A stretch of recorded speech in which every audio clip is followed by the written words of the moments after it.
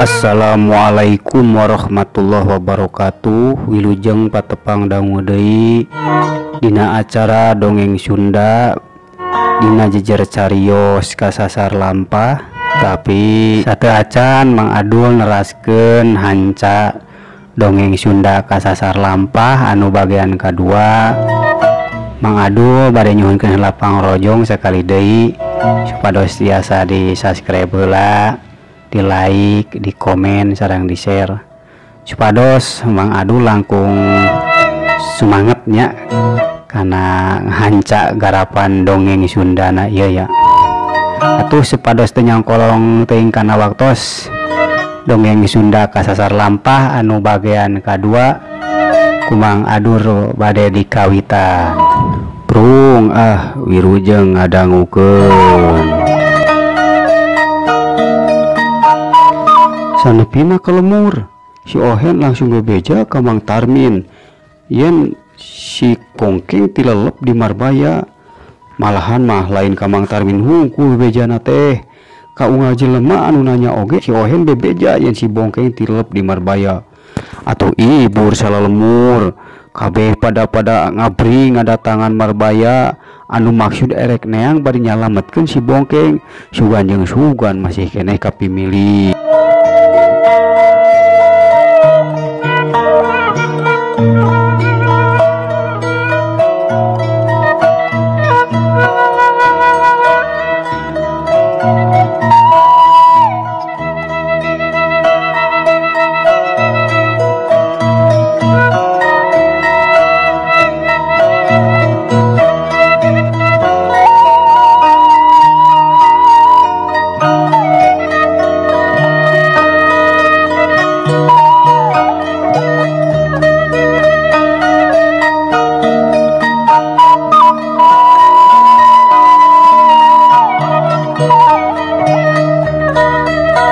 Di waktu masyarakat ibur salembur ku kabarna si Bongkeng tilelep di Marbaya, justru BM mah henteu nyahoeun kusabab BM masih keneh di imahna Mang Oib.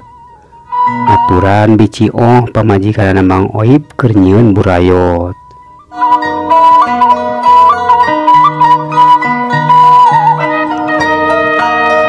Si kampung sudah hayu anu araya mampir kabeh tarurun kawahangan.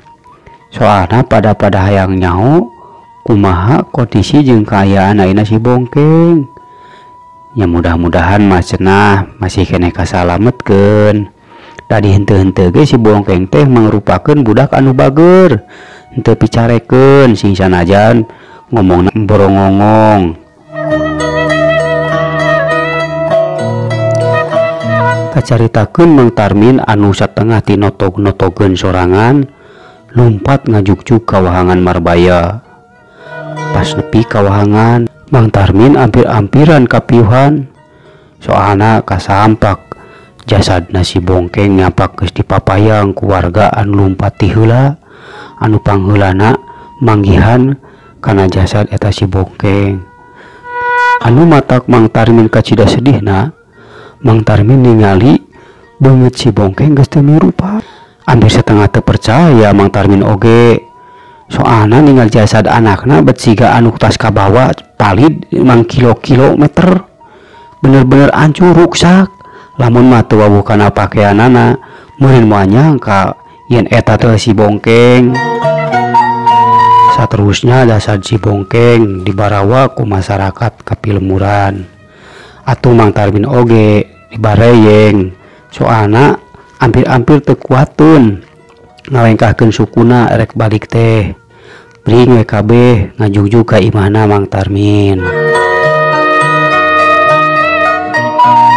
Sanggeus masyarakat mawa jasadna si Bongkeng ninggalkeun walungan, katingali masih keneh aya hiji lalaki anu mapai-mapai walungan bari pe kadang-kadang tungkul, kadang-kadang gegetre siga aya nu dipika bingung.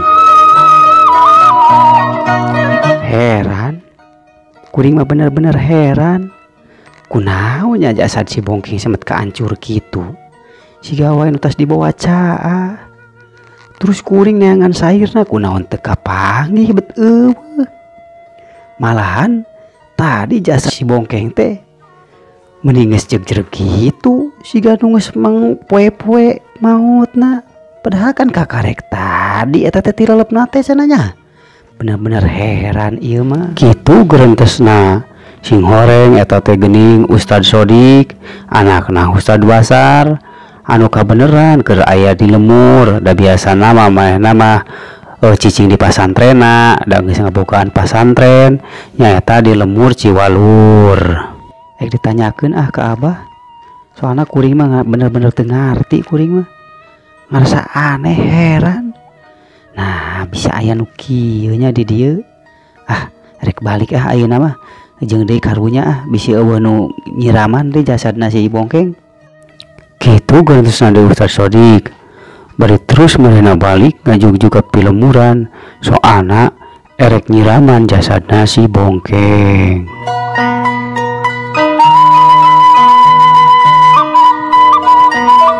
Kocapkeun di imah Mang Tarmin kaayaan bener-bener genjleung. Han hadena teh masyarakat bener-bener keur ngarumpul atuh bagi-bagi tugas masyarakat oge. Aya anu nyiapkeun keur nyiraman jasad si bongkeng, aya oge sabagean anu keur ngalaluan pikeun nguburkeun si bongkeng. Aya oge anu dititah ka Cidaleum, titah nyusulan BM di imahna Mang Oib. Sabasna layon si bongkeng disiraman, BM nepi-nepi ka imahna. Lain mahena ngacerit bari ngagabruk setengah ti mebetkeun sorangan kana layon si bongkeng.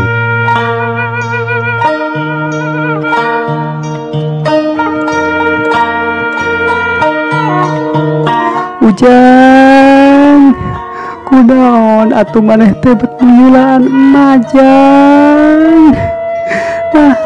Maneh teh bet ngagugu. Pancak kembali ulah ka walungan Marbaya Jang. Kumaha teuing ya maja.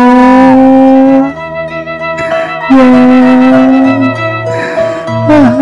Betulakeun Agus anati. BM terus ngekukuk nyekruk kana layonna si bongkeng. Diarupahan eta oge ku tatanggana anu araya di dinya mah. Tapi BM teku nahan kana cai mata anu terus ngabaseuhan kana layun si bongkeng. Jang, milu majang. Ya Allah, kunaon sanes abdi anu dicanak teh. Kunaon kalah putra abdi ya Allah. Ujang. Gitu cek BM bari terus ngegukuk nyegruk teu bisa nahan kasedihna. Manggeus Nyai ieu tong dicencurikan teuing da geus takdirna. Hampura cenah si Abah mah da keur eueuh keur di Ciwalur. Keun bae da nguruskeun matu aya tuh Jang Sodik. Bu Haji, nah atuh putra abdi teh bet miheulaan. Keun bae Nyai geus ieu ulah dicencurikan teuing. Keun bae da geus takdirna saban-saban kaleungitan pastina bakal kagantian ku leuwih. Gitu cek Bu Haji Komala ngupahan ka BM bari diusapan sirahna. Sanggeus pada ngupahan antukna BM oge sadar. Terus weh ngamulasara layonna si bongkeng teh diteruskeun dipingpin ku Ustad Sodik da geus puguh Haji Basar mah keur eueuh keur aya di Ciwalur. Saberesna ngurebkeun layon si bongkeng, Ustad Sodik oge teu poho nitah ka masyarakat didinya bang tahlilkeun sabadana magrib. Kami sakalian cenah teu kudu deui ngondangan, mumpung karumpul keneh di pamakaman. Atuh masyarakat kampung Sudahayu oge aya nu araraya mah sabada salat magrib teh karumpul di imahna Mang Tarmin. Tapi kabaresna tahlil masyarakat oge antukna baralik atuh ka imahna masing-masing. Nu aya ngan saukur tinggal Mang Tarmin, si Em, si Ohen we jeung indungna katambah we kudul-dulna Mang Tarmin anu lemurna nyaeta di Cipangsor. Teu sangkanya geuning si Bongkeng teh bisa miheulaan arurang mah. Karunya teuing jang. Mudah-mudahan sing ditampi iman Islam dihapunten sagala dosa perdosaana jang. Ya kitu teh we atuh bapana. Dalah dikumahakeun deui. Da geus puguh geuningan takdir ieu teh. Ngan kuring mah ngarasa penasaran. Cik Ohen kumaha eta teh atuh caritana? Kunaon si Bongkeng bisa ulin ka Marbaya, bisa ngalalauk di Marbaya, pan geus puguh dicarek ku kuring teh. Kitu obrolan Mang Tarmin bari sakalian BM oge nanya ka si Ohen kumaha cenah caritana, da penasaran hayang nyaho kumaha mimitina kunaon si Bongkeng bisa ngalalauk ka Marbaya. Sok padahal geus puguh dicarek unggal poe oge ku BM jeung ku Mang Tarmin teh supaya si Bongkeng henteu ngalalauk ka Marbaya.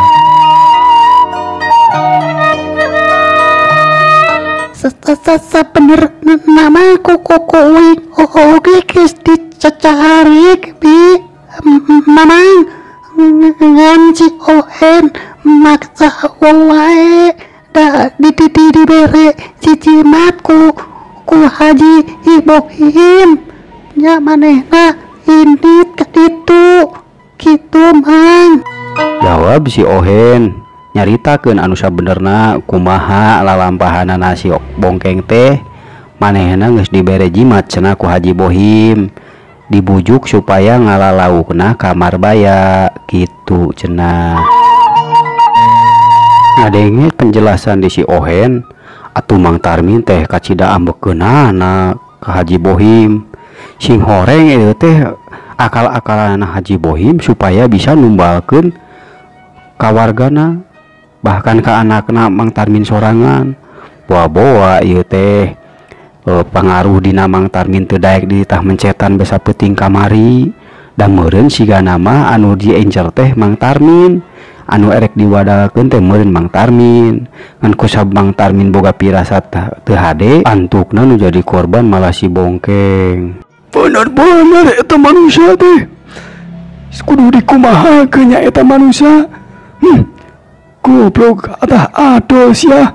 Ku aing bejakeun we kitu ka masyarakat supaya ku masyarakat teh di demo. Nah, garjana teuing sia teh Haji teh bet opak geuningan. Bet ngorbankeun masyarakat demi kakayaan. Atah ados ya. Mang Tarmin pepereket bari ngepeu-ngepeukeun leungeunna bangun anu emosi bener-bener. Manehna bener-bener kacida keselna ka Haji Bohim. Ternyata Haji Bohim teh anu geus numbalkeun ka anakna. Geus papana keun bae, da ngaran-ngaran takdir mah kelah dikumahakeun deui atuh. Da geus puguh meureun jalana kudu kitu. Keun bae jelema kitu mangke ge bakal meunangan ajab ti Allah. Keun bae keun we engke ge bakal katingali balukarna kumaha. Da moal aya anu abadi di alam dunya mah, moal aya nu kekal. Komo ku jalan muja kitu mah hirupna ge geus moal bisa tenang. BM ngupahan ka salakina, dari geus kudu dikumahakeun deui cenah. Dari ngaran-ngaran geus takdir mah geus bisa moal bisa dipungkir.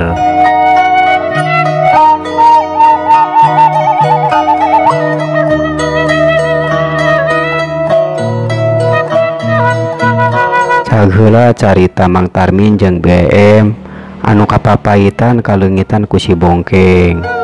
Kacaturkeun isuk-isuk di Pilemuran Ciwalur, Haji Basa keur diuk dina ranggon hareupeun pasantren bari nyawang ka pasawahan. Kuring mah asa teu ngarti kunaon keur peuting bet ngimpi kawas kitu nya. Asa bener-bener nyata ngimpi teh aya naon jeung si Bongkeng. Asa tegarna hate kieu. Sing sanajan si Bongkeng ngan saukur murid, tapi kena impian peuting nih asa bener-bener nyata. mending rek balik we ka Sudahayu daripada kieu mah asa teu pararuguh gitu cek Haji Basar. Sing horeng Haji Basar keur peuting ngimpi si Bongkeng dirarante dicepretan ku Haji Bohim. Haji Basar ngarasa aneh soalna impian eta teh siga kanyataan pisan. Atuh sanggeusna pamitan ka minantuna nyaeta pamajikanna Ustad Sodik, Haji Basar mutuskeun balik wanci harita keneh oge.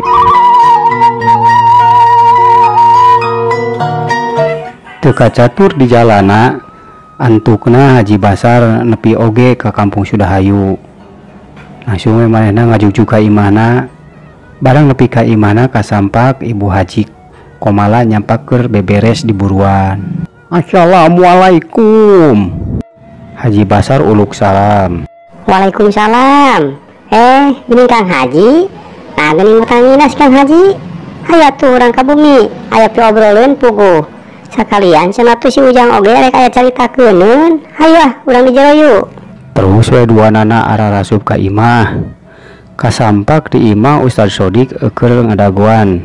Sanggeus Ustad Sodik nyolongkong sasalaman ka bapana, terus we atuh tiluanana ge dari yuk babarengan. Alhamdulillah geuningan patos uih deui. Ustad Sodik ngabuka obrolan. Puguh Jang, Bapak teh asa tegarna hate. Manggana Bapak teh langsung we balik. Sing sanajan di ditu can aya nu ngawuruk oge, da geus puguh hidup aya di dieu. Haji Basar ngajawab, bari manehna ge ngabejakeun yen salila di pasantren sapeuting teh ngimpi nu teu pararuguh, anu teu matak teu galenah kana hate. Impian eta teh dibejakeun nyangkut kana masalah si Bongkeng. Puguh nya Kang, di dieu teh geus aya kajadian. Si Bongkeng anakna Mang Tarmin tilelep di Marbaya, saeukeur nyair jadi si Ohen. Itu jawab Nabi Haji Komala. Baricur nyician cai ke anakna jeung keur salakina. Innalillahi wa inna ilaihi rajiun. Paingan keur peuting kuring ngimpi si Bongkeng teh dirante. Ngan heranna teh kunaon si Bongkeng bet dicepretan ku Haji Bohim. Makana pas hudang teh kuring teh ngahuleng aya naon soalna eta ngimpi teh muni asa kanyataan pisan. Haji Basar meberkeun impianana ka anakna jeung pamajikanana.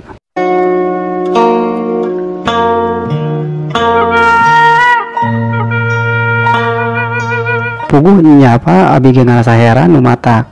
Kamari pas si Bongkeng tilelep di Marbaya, kan kabeh masyarakat kadar itu termasuk abi. Tah abi mah ngarasa heran, Pak. Soalna abi naliti di ditu sair si Bongkeng teh eueuh, Pak. Malah mah kondisi si Bongkeng teh bener-bener hancur siga geus kabawa ku caah. Jeung deui kunaon layon si Bongkeng teh anu kakarek maot harita tapi geus jegreg siga nu geus maot mang poe-poe. Tah eta Pak abi mah matak heran teh. Makana abi teh ayeuna hayang nanya ka Bapak kumaha ieu kira-kirana. Ustad Sodik panjang lebar ngabeberkeun kajadian anu tumiba ka si Bongkeng besa kamari. Ngadenge kitu Haji Basar ngahuleng. Bari pek teu lila cuk crek. Geus lila pek manehna nyarita deui. Bener ieu mah. Aya sangkut pautna jeung nyimpi uring ieu mah bener.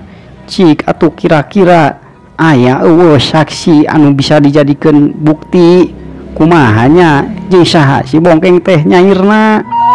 Haji Basar nanya kaduanana ka anak jeung ka pamajikanana. Teu kusila bi Haji Komala mauran deui kana pertanyaanana salakina. Puguh cenah mah nyairna teh jeung si Ohen Akang. Eta ge lamun teu salah, ngadenge mah heueuh nyairna teh jeung si Ohen. Pah geuning aya anu baris nerangkeun kumaha kajadianana. Cik atuh mah Haji, nah baik nyusulan si Ohen.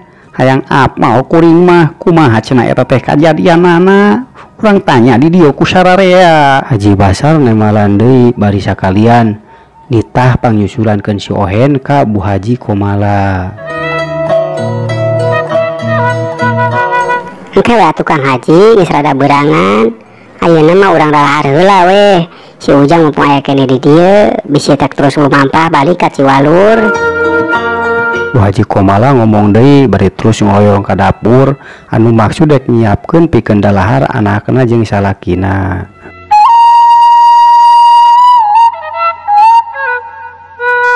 Lain Pak, kuring rek tumanya eta teh bener Pak di Marbaya teh tempat dedemit atawa tempat numuja.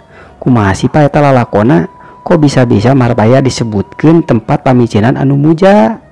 Ustaz Sodik muka deui omonganana bari tumaya ka kolotna naon anu sebenarnya anu aya di wahalungan Marbaya teh. Sancan Haji Basar ngajawab karena pertanyaan anakna. Katingali Haji Basar ngalaan heula kopeah terus nyimpen dina meja nandakeun jeung Haji Basar erek nyarita anu bener-bener serius. Puguh Jang, eta teh geus aya di baheulana. Aisyah bener nama Marbaya teh lainna tempat muja ngan walungan Marbaya teh tempat malikeunana jalma anu paeh akibatina muja. Malah mah tuh di lemur Cipangsor mah osok maranggihan cenah lamun puting-puting teh sok aya anu mararanggul nu mae anu paeh kaciri marawa patromak. Eta teh berarti anu paehna teh aya di kabupaten sabelah kitu Jang. Haji Basar ngajelaskeun kanu jadi anakna kunaon atuh cenah Marbaya teh osok kasohor bari jeung disarebutkeun tempat pangamalidan anu mararuja. Barang Haji Basar jeung anakna keur serius ngobrol, Bi Haji Komala ngabejaan yen sangu geus siap cenah. Geus kitu madar we atuh tiluanana teh dalalahar meuni para ronyo pisan.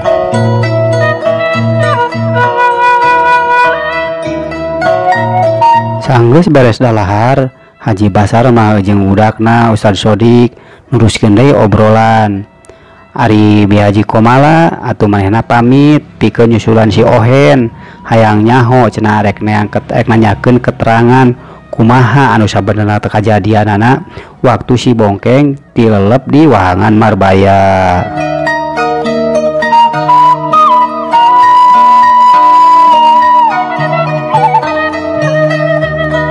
Teka catur di jalana tekung silila Bi Haji Komala datang deui sakalian mawa si Ohen. Dari sebenarnya mah teu jauh-jauh teuing imah Bi Haji Komala jeung imah si Ohen teh. Assalamualaikum. Bi Haji Komala uluk salam. Waalaikumsalam warahmatullahi wabarakatuh. Haji Basar ngajawab meuni hampir bareng jeung anakna. Terus we atuh Bi Haji Komala teh ka jero sakalian diajak jeung si Ohen. Gek dariuk duanana. Sanggeus dariuk Haji Basar muka obrolanana. Lain Jang, abah derek tumanya ka hidup. Nah benar waktu si Bongkeng tilelep di Marbaya teh bang nyairna jeung hidup. Tanya Pak Haji Basar ka si Ohen. Nya bah jeung kukuring nana bae kitu bah. Si Ohen nemalan bari teu tungkul dan beureun ajrih kanu jadi ngurung hajina. Terus Pak Haji Basar neruskeun deui nanya ka si Ohen. Eta teh kumaha cenah mimitina Jang, kok si Bongkeng bisa tilelep di Marbaya lainna disok dicare ku kolotna ulah nyair ka Marbaya. Sanggeus Pak Haji Basar nanya kitu derek-derek we atuh si Ohen teh nyaritakeun kumaha mimitina dibejakeun yen si Bongkeng teh mimitina embungeun ngan dibobodo ku Pak Haji Bohim bahwa dibere jimat anti siluman atau anti dedemit. Decenah mah Haji Bohim ge sok mineng ngalalau kadinya taradaekeun jurike ngahakan ka manehna da geus puguh manehna mah osok mawa antina jimat eukeur ngaleungit eukeur ngalawan ka dedemit atawa siluman. Atuh kacidang ngarenja geunah Haji Basar ge ayeuna mah Haji Basar geus ngarti naon hubunganana kamaotan si Bongkeng jeung impian manehanana. Pantasan we atuh cenah dina impianana teh si Bongkeng dicangcang dirante bari jeung dicepretan ku Haji Bohim sing horeng si Bongkeng raek na kamar baya teh ku dibobodona ku Haji Bohim meureun siga nama eta ge ngahaja supaya si Bongkeng kadinya komo deui waktu si Bongkeng dibere cenah ku gelang lamak mah ku Haji Bohim. Da biasa nama lamun aya nu rek ditumbahkeun osok dicirian atawa ditandaan buh kunaon wae, nah ku perhiasan ku dahareun atanapi nya semacam ku gelang lamak gitu. Jelas ayo nama geningan tak itu geningannya karunya maneh keng buat teuing maneh teh can waktuna keun atuh engke mah kuring erek tirakat peuting mah sugan yang ari maneh erek langsung balik ka Ciwalur moal atau warek maturan heula Bapak tirakat di dieu kitu ceuk Haji Basar. Bari sakalian nanya ke Ustad Sodik atau warek balik atau warek maturan manehna di dinya tirakat. Kusabab Haji Basar yakin bahwa si Bongkeng teh can waktuna meureun ninggalkeun alam dunya ieu teh erek dicobaan kerek ditarekahan da sifat jelema mah ngukur sifat bisa nganarekahan hungkul jeung ikhtiar ngadoa angin Allah anu nangtukeun mah angin Allah anu tiasa masihan takdir ka makhlukna. Kuring marek balik we Pak karunya tuh itu barudak ke warung ngawurukanan jabaning itu di bisi arep-arepaneun di pamajikan kan bae we sok lah piduana we ti kuring Pak. Mudah-mudahan lamun misalkan bener si Bongkeng masih kene can waktuna kana maot sing buru-buru kasalametkeun sing digampangkeun Bapak dina nyalametkeunana kitu we Pak doana ti kuring mah. Ustad Sodik nemalan bari sakalian ngaduakeun keur kasalametan bapana nya kitu deui si Bongkeng. Terus we atuh kabehanana ngobrol ka kaler ka kidul kaditu ka dieu bari sakalian mamatahan ka si Ohen supaya si Ohen jadi budak anu bager kudu bisa niru ka si Bongkeng kumaha tumutna si Bongkeng kanu jadi kolotna.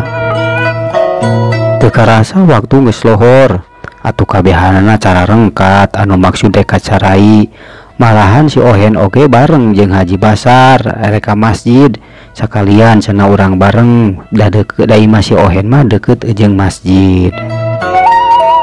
Sabada lohor atuh Ustad Sodik oge pamitan ka kolotna manehna langsung erek rumampah balik ka Ciwalur kusabab inget wae ka anak didikna ka murid-muridna jeung ka pamajikanana da hariwang bisi keburu kasorean cenah jadi mumpang meungpeung beurang kene langsung weh Ustad Sodik teh balik ngajuk-juk ka lemurna di Ciwalur.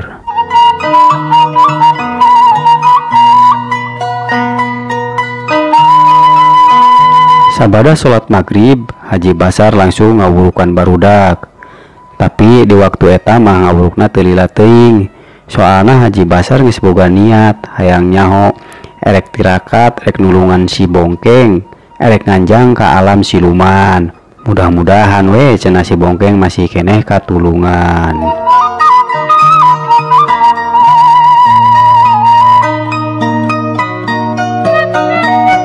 Cag heula carita Haji Basar anu niat rek tirakat rencana hayang nulungan si Bongkeng sugan jeung sugan bakal bisa katulungan.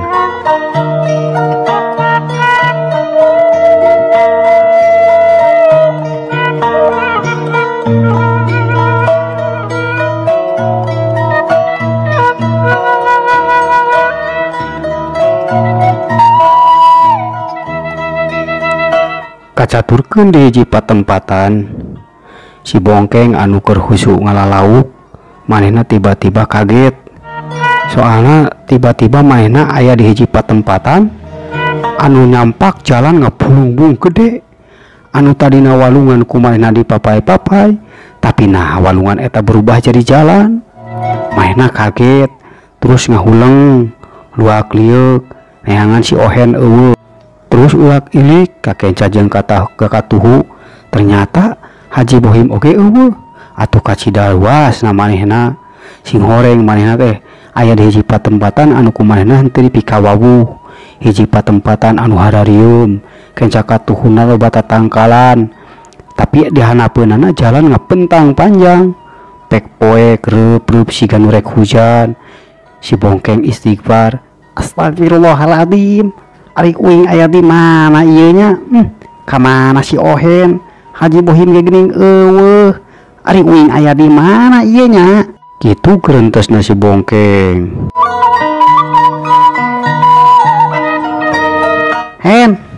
Hen, di mana Hen? Mangji Bohim, kamana nanya? Aduh, ai uing aya di mana ieu? Asa ku pararewe kieu, ai itu jalan keur ka mana nya? Mending ngabalungbung kitu. Ah, rek dicobaan siah didatangan kan itu aya naon nya? Di mana ieu uing? Aduh, uing hayang balik deui yeuh. Aduh. Si Bongkeng ngomong sorangan bari gegeruan ka Haji Bohim jeung ka si Ohen. Eueuh nu nemalan, da geus puguh eueuh sasaha. Terus we si Bongkeng teh lumampah mapai-mapai jalan anu ngabulungbung.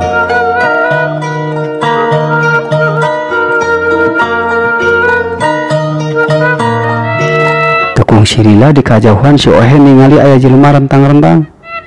Bangunna masih ga anu rurusuhan eta jelema teh. Terus we atuh si Ohen ge leuntangna rada ngagancangan, sugan atuh eta jelema teh bisa dipake nanya pikeun jalan pangbalikan. Mang, dagoan Mang. Si Mang kalah kang liwed. Mang.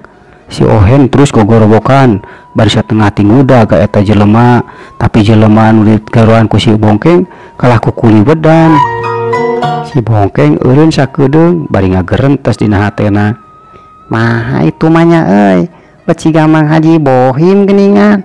Tapi nah ku uing digeroan teh bet henteu ngalieuk, kalah ku kuliwedan kitu siga nu sieun. Ka mana nya?